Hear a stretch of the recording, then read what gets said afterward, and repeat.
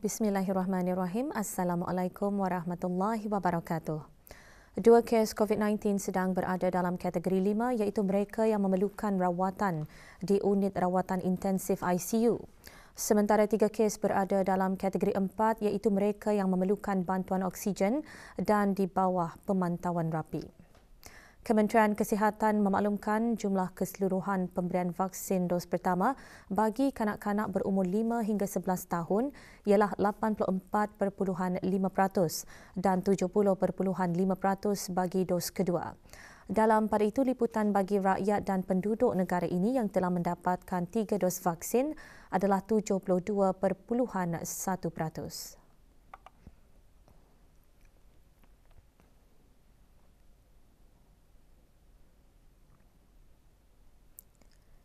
Sementara itu, 659 kes baharu dilaporkan kemarin dengan 472 kes sembuh, manakala jumlah kes aktif sebanyak 3,737.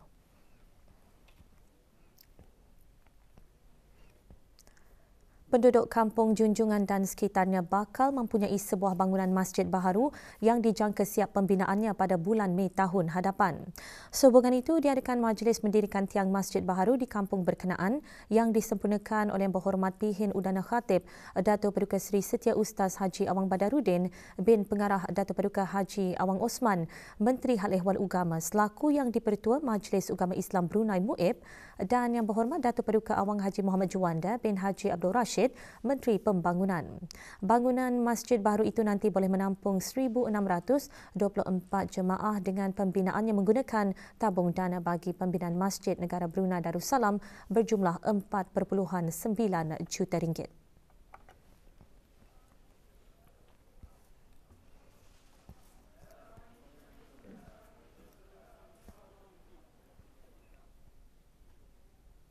Program Employability memenuhi objektif strategik kelima Jabatan Tenaga yang antaranya menggariskan kepentingan mempunyai tenaga kerja yang berkemahiran tinggi dalam sektor tenaga.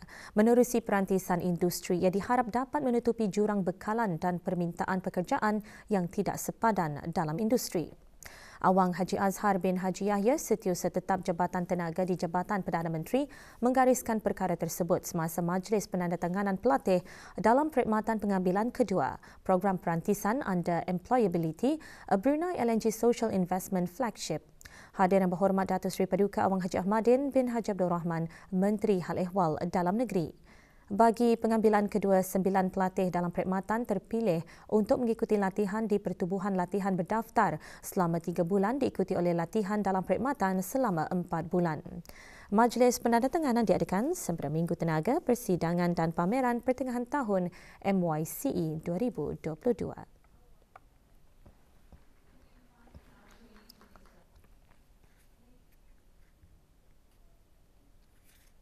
Alhamdulillah, orang-orang yang kami ambil adalah orang-orang yang tidak bekerja lagi dan mereka ada experience, pernah bekerja dalam bidang scaffolding, rigger dan marker fitter.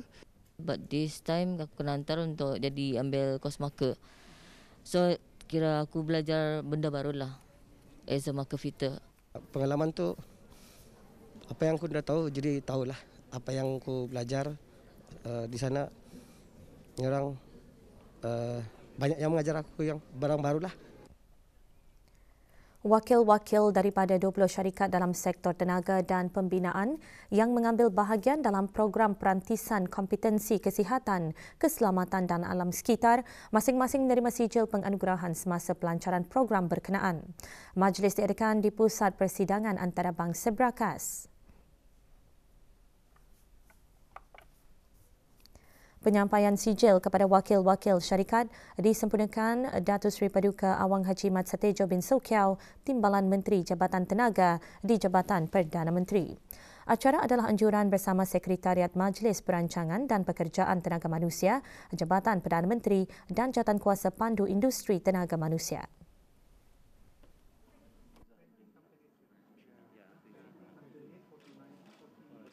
Selepas menamatkan program dan mengambil pengalaman bekerja selama 2 tahun, mereka boleh mendapatkan sijil kelayakan certification dari China sebagai pegawai HSC di tempat kerja yang bertauliah. Budaya keselamatan dan kesihatan positif di setiap organisasi diharap dapat dilaksanakan dan diperkukuhkan kerana ia penting dalam menghalang dan mengurangkan kemalangan di tempat kerja. Awang Haji Azhar bin Haji Yahya Setiausaha Tetap Jabatan Tenaga di Jabatan Perdana Menteri selaku Ketua Pegawai Eksekutif Sementara Pihak Berkuasa Kebangsaan bagi Keselamatan, Kesihatan dan Alam Sekitar China menggariskan perkara itu semasa majlis penutupan Bulan Keselamatan sempena Hari Sedunia bagi Keselamatan dan Kesihatan di tempat kerja. Majlis yang diadakan di Pusat Persidangan Antarabangsa Brakas itu merupakan acara sampingan Minggu Tenaga Brunei MYCE 2022. Sambutan pada tahun ini bertemakan bertindak bersama untuk membina budaya keselamatan dan kesihatan yang positif. Beberapa acara disusun oleh China antaranya pembentangan melalui webinar.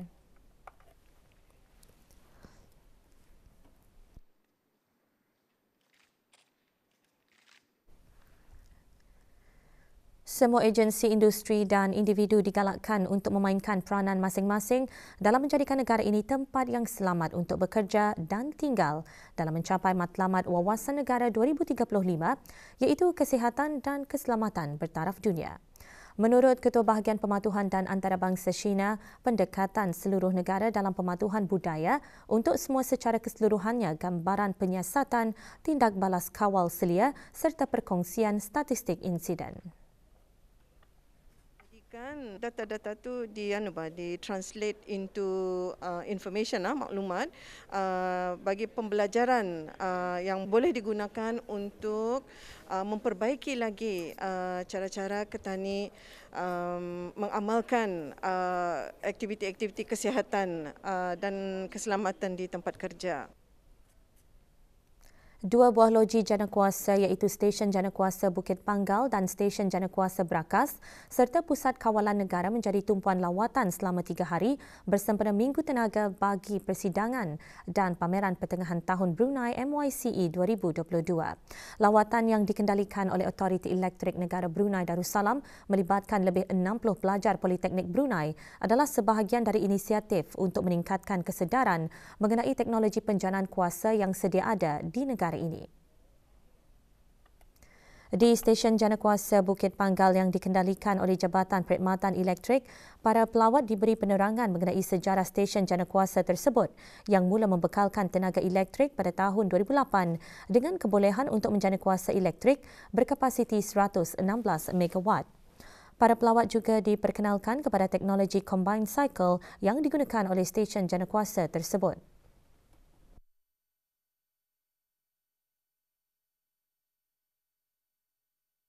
Di Stesen Janakuasa Brakas pula, lawatan tertumpu di Pusat Kawalan Negara. Pusat tersebut berperanan dalam memastikan bekalan elektrik yang sentiasa terjamin dengan cekap, cepat dan selamat. Dikendalikan oleh syarikat Brakas Power Company BPC, stesen tersebut bertanggungjawab dalam menyediakan bekalan kuasa kepada kira-kira 40% daripada bekalan elektrik negara.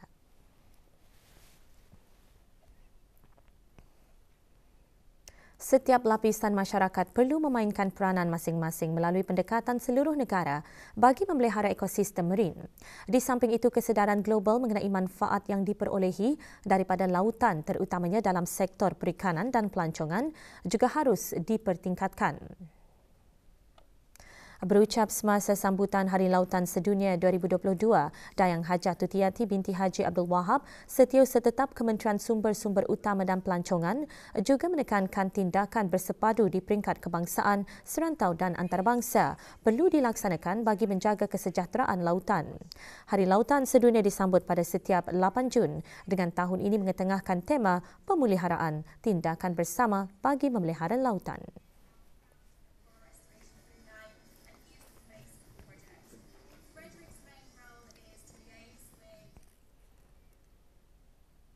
Anugerah Pelangi merupakan satu penghargaan dan pengiktirafan Pelangi FM Radio Televisyen Brunei RTB kepada artis-artis tempatan yang bergiat dalam bidang seni muzik, penyanyi dan pencipta lagu. Anugerah Pelangi kali ke-8 berlangsung malam tadi di Jerudong Park MP Theatre. Hadir Dr. Siti Nurhalbi binti Haji Wasafela, pemangku setiausaha tetap Kemasyarakatan dan Kebudayaan Kementerian Kebudayaan Belia dan Sukan. 8 kategori diketengahkan dalam anugerah tersebut. Menyayangimu sepenuhnya ku inginkan dirimu, takut akan kecewa. Peluang menziarahi makam Rasulullah sallallahu alaihi wasallam dan Taman Raudah antara aktiviti yang tidak dilepaskan oleh para jemaah haji semasa berada di Madinah Al-Munawwarah. Azizi Ahmad membawakan laporannya. Ketiga-tiga syarikat pengendali perkhidmatan pakej haji telah mengisikan masa para jemaah mereka mengikut jadual-jadual yang telah ditetapkan. Salah seorang jemaah ketika ditemui berkata, peluang yang jarang sekali didapati ini setentunya akan menjadikan ianya kenangan manis yang sukar untuk dilupakan. Rasa rawan hatilah pasal batas sudah dah datang ke sini kan.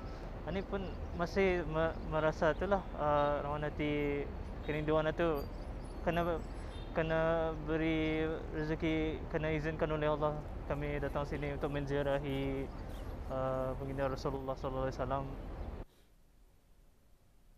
Pelbagai perancangan dilaksanakan oleh kerajaan dalam usaha meningkatkan kualiti kehidupan rakyat, terutama berkaitan kesihatan.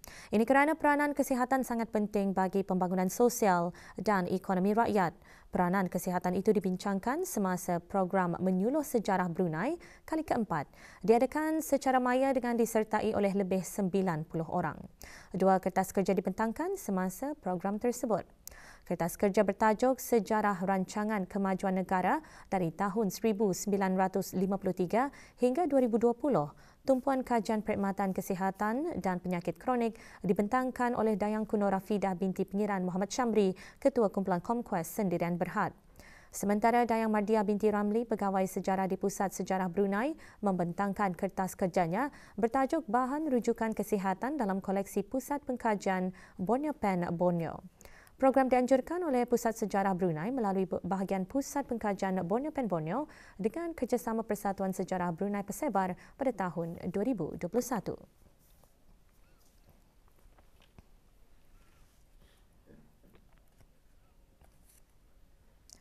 Pusat Pendermaan Darah Hospital Raja Isteri Pengiran Anak Soleha, Jabatan Perkhidmatan Makmal akan mengadakan kempen-kempen derma darah di sepanjang bulan Jun 2022.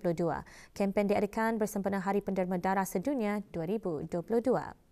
Bagi minggu keempat bulan Jun, beberapa tempat disediakan bagi kempen tersebut iaitu 20 Jun 2022 di Perpustakaan Dewan Bahasa dan Pustaka Daerah Temburong, 21 Jun 2022 di Perpustakaan Dewan Bahasa dan Pustaka Cawangan Sengkurong, 22 Jun 2022 di Insurance Type Cawangan Airport Mall, 23 Jun 2022 di Pusat Persidangan Antarabangsa Brakas dan 25 Jun 2022 di McDonald's Lambak.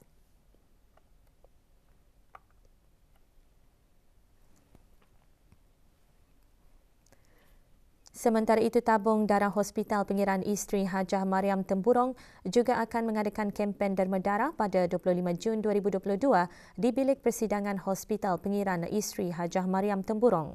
Orang ramai juga boleh menderma di pusat pendermaan darah atau di tabung-tabung darah berdekatan semasa waktu bekerja. Digalakkan menempah slot derma darah melalui aplikasi Blood Card.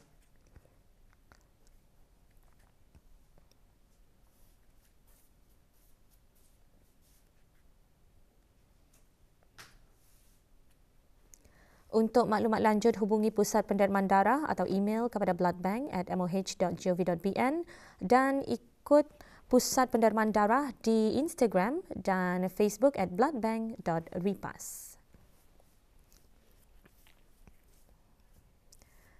Orang ramai dinasihatkan supaya tidak menggunakan satu produk kosmetik yang hasil dari ujian makmal bahagian farmasi. Jabatan Perkhidmatan Saintifik Kementerian Kesihatan mendapati produk tersebut dicemari dengan bahan terlarang yang tidak diisytiharkan. Kementerian Kesihatan memaklumkan produk kosmetik tercemar tersebut ialah Brilliant Skin Essentials Whitening Facial Cream Maintenance Krim keluaran Filipina dicemari tretinoin. Bahan-bahan pencemar dalam produk berkenaan boleh mengakibatkan kesan mudarat yang membahayakan kesihatan. Penjualan produk tersebut termasuk penjualan secara dalam talian adalah menjadi satu kesalahan di bawah Peraturan Ubat Produk Kosmetik 2007 dan jika didapati bersalah boleh didenda tidak melebihi RM5,000, penjara tidak melebihi 2 tahun atau kedua-duanya sekali.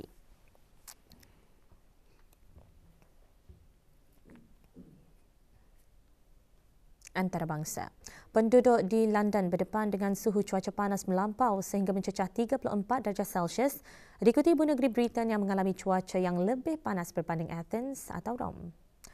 Cuaca panas itu dilaporkan di tengah-tengah gelombang haba melanda seluruh utara Eropah. Ketika penduduk setempat memanfaatkan cuaca panas di luar rumah, cuaca panas ini adalah sebagai peringatan kepada jutaan penduduk dunia bahawa pemanasan global adalah ancaman. Pejabat Kaji Cuaca dan Agensi Keselamatan Kesihatan United Kingdom mengeluarkan peringkat 3 amaran kepanasan kesihatan di Timur Selatan atau Timur England, manakala peringkat 1 di utara London.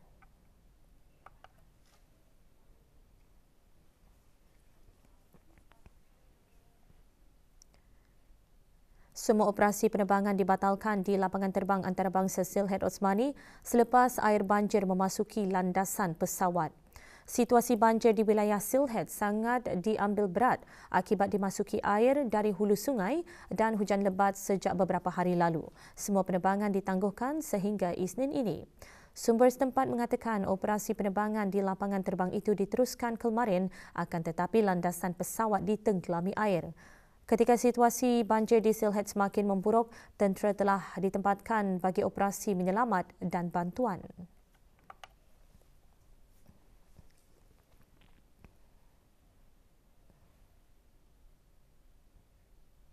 Seorang anggota bomba terbunuh apabila sebuah bangunan runtuh memerangkap beberapa orang yang lain.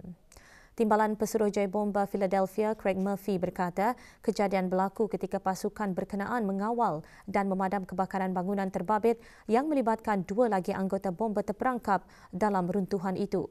Pihak berkuasa menjalankan siasatan punca kejadian.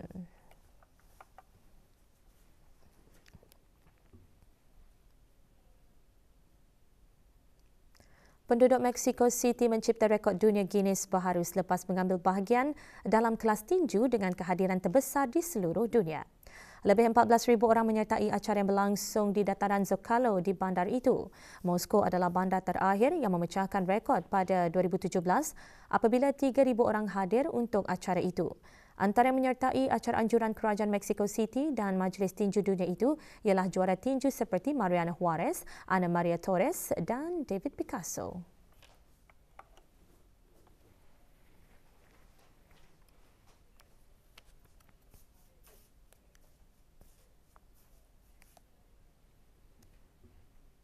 Sukan. Persatuan Kanak-Kanak Cacat Kaca mengadakan Sukan Ria Kaca Cawangan Tutong kali keempat sempena ulang tahun penubuhan ke-36. Majlis diadakan di Cawangan Pusat berkenaan. Hadir Awang Haji Awang Abdul Alim bin Haji Awang Osman, pengarah urusan kaca. Lebih 70 orang kanak-kanak kaca dari daerah Brunei dan Muara, Tutong dan Belait menghadirinya.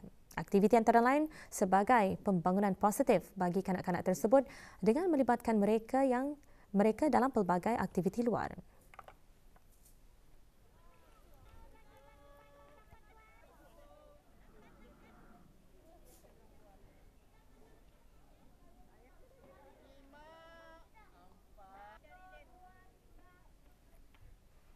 Dengan bahan-bahan berita itu tadi, Berita Pagi berakhir di sini. Kita kembali bersama rakan-rakan penyampai Rampai Pagi untuk membawakan bahan-bahan menarik seterusnya. Assalamualaikum warahmatullahi wabarakatuh.